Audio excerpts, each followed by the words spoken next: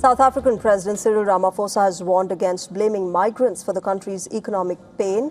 Ramaphosa said that migrants should not be scapegoated for South Africa's problems.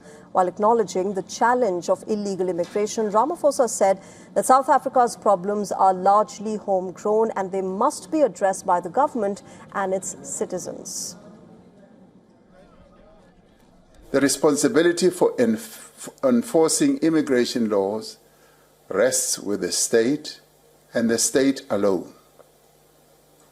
There have been weaknesses in the way migration has been managed in our country. There have been weaknesses in rigorous and focused enforcement. We admit that. And there have been weaknesses of corruption. There have been gaps in our systems that have undermined public confidence.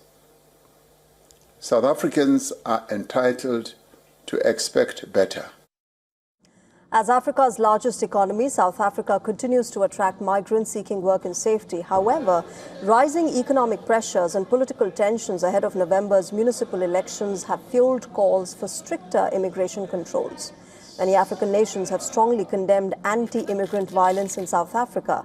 United Nations has also raised the alarm over rising xenophobia and violent protests in South Africa, targeting foreign nationals and asylum seekers.